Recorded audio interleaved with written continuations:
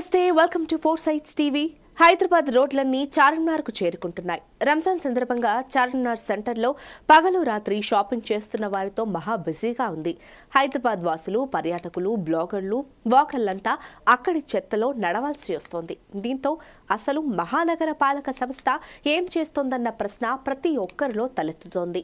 రాత్రి 11 గంటల సమయంలో అక్కడి జన సమూహం తగ్గితే శుభ్రపరచవచ్చని మున్సిపల్ సిబ్బంది పాతరగట్టి నడకదారులో కూర్చొని చూస్తున్నారు. ప్రతి ఏడాది రంజాన్ కు షాపింగ్ చేసే వాళ్ళని చూసాం కానీ ఈసారంత చెత్త ఎప్పుడూ లేదు. అందున ప్లాస్టిక్ వ్యర్థాలు మరీ ఎక్కువగా ఉన్నాయని శానిటేషన్ సిబ్బంది, స్థానికులు చెప్పుకుంటున్నారు. తెల్లవారుజామున 3 గంటలకు హాకర్లు, దుకాణదారులు వెళ్లిపోతున్నారు. దీంతో జన సంచారం తగ్గుతోంది. అంతే, రోడ్డంతా ప్యాకేజ్ మెటీరియల్లు, ప్లాస్టిక్, వేస్ట్ చేసిన ఫుడ్, ఖాళీ చేసిన వాటర్ బాటిళ్లతో రోడ్లన్నీ నిండిపోతున్నాయి. అక్కడ రోడ్లన్నీ వ్యర్థ పదార్థాలు, నీళ్లతో ఉండి నడవడం కూడా చాలా డేంజర్ గా ఉంటోంది. ఎక్కడ కాలుజారి పడతామో అని భయం వేస్తోంది. కనుచూపు మేరలో ఎక్కడ డస్ట్ బిన్లు కానరావడం లేదు. వాస్తవానికి వారసత్వ ప్రదేశాల్లో ప్లాస్టిక్ లేదా ఎటువంటి చెత్త చెదారాలు వేయకూడదు. అయితే అక్కడుంటున్న హాకర్లే ఎక్కువ చెత్త వేస్తున్నారని స్థానికులు చెబుతున్నారు. అయితే గ్రేటర్ మున్సిపాలిటీ అక్కడ డస్ట్ బిన్లు ఏర్పాటు చేస్తే సమస్య పరిష్కారం అవుతుందన్నారు.